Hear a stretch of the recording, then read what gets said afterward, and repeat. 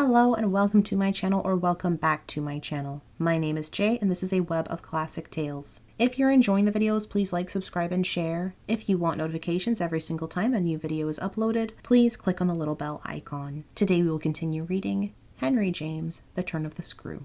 The business was practically settled from the moment I never followed him. It was a pitiful surrender to agitation, but my being aware of this had somehow no power to restore me. I only sat there on my tomb and read into what my little friend had said to me the fullness of its meaning. By the time I had grasped the whole of which, I had also embraced, for absence, the pretext that I was ashamed to offer my pupils and the rest of the congregation such an example of delay. What I said to myself above all was that Miles had got something out of me, and that the proof of it, for him, would be just this awkward collapse. He had got out of me that there was something I was much afraid of, and that he should probably be able to make use of my fear to gain, for his own purpose, more freedom. My fear was of having to deal with the intolerable question of the grounds of his dismissal from school, for that was really but the question of the horrors gathered behind. That his uncle should arrive to treat with me of these things was a solution that, strictly speaking, I ought now to have desired to bring on.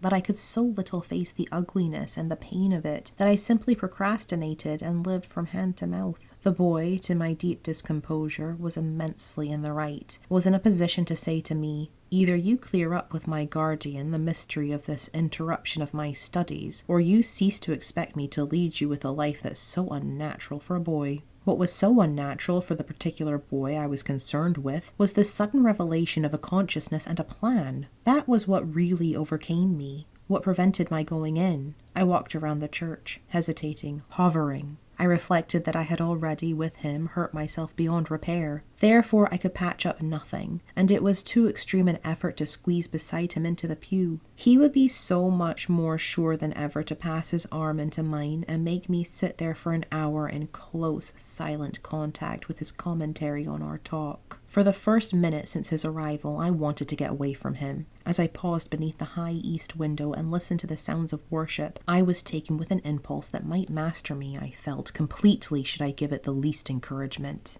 I might easily put an end to my predicament by getting away altogether. Here was my chance. There was no one to stop me. I could give the whole thing up, turn my back and retreat. It was only a question of hurrying again, for a few preparations, to the house which the attendance at church of so many of the servants would practically have left unoccupied. No one, in short, could blame me if I should just drive desperately off. What was it to get away if I got away only till dinner? That would be in a couple of hours, at the end of which I had the acute prevision my little pupils would play at innocent wonder about my non-appearance in their train. What did you do, you naughty bad thing? Why in the world to worry us so, and take our thoughts off too, don't you know? Did you desert us at the very door? I couldn't meet such questions, nor as they asked them their false little lovely eyes. Yet it was all so exactly what I should have to meet that, as the prospect grew sharp to me, I at last let myself go. I got, so far as the immediate moment was concerned, away. I came straight out of the churchyard and, thinking hard, retraced my steps through the park. It seemed to me that by the time I reached the house, I had made up my mind I would fly. The Sunday stillness, both of the approaches and of the interior, in which I met no one, fairly excited me with a sense of opportunity. Were I to get off quickly this way, I should get off without a scene, without a word. My quickness would have to be remarkable, however, and the question of a conveyance was the great one to settle. Tormented in the hall with difficulties and obstacles, I remember sinking down at the foot of the staircase, suddenly collapsing there on the lowest step, and then, with a revulsion, recalling that it was exactly where, more than a month before, in the darkness of night, and just so bowed with evil things, I had seen the spectre of the most horrible of women. At this I was able to straighten myself. I went the rest of the way up. I made, in my bewilderment, for the schoolroom, where there were objects belonging to me that I should have to take. But I opened the door to find again, in a flash, my eyes unsealed. In the presence of what I saw, I reeled straight back upon my resistance. Seated at my own table in clear noonday light, I saw a person whom, without my previous experience, I should have taken at the first blush for some housemaid, who might have stayed at home to look after the place, and who, availing herself of rare relief from observation, and of the schoolroom table and my pens, ink, and paper, had applied herself to the considerable effort of a letter to her sweetheart.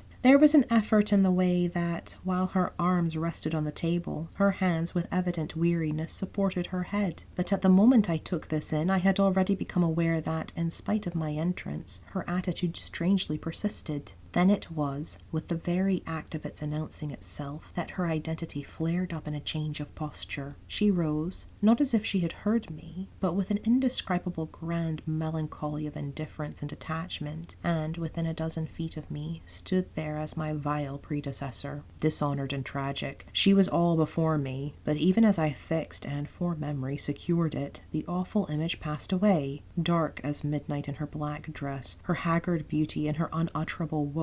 She had looked at me long enough to appear to say that her right to sit at my table was as good as mine to sit at hers. While these instants lasted, indeed, I had the extraordinary chill of feeling that it was I who was the intruder. It was a wild protest against it that, actually addressing her, "You terrible, miserable woman," I heard myself break into a sound that, by the open door, rang through the long passage and the empty house. She looked at me as if she heard me, but I had recovered myself and cleared the air. There was nothing in the room the next minute but the sunshine and a sense that I must stay. Thank you for listening. This has been Henry James, The Turn of the Screw, Chapter 15. I've been Jay. This has been a web of classic tales. Please like, subscribe, and share. Click the bell icon for notifications. I hope you're having a fantastic day. Have a nice life, and I'll see you next time.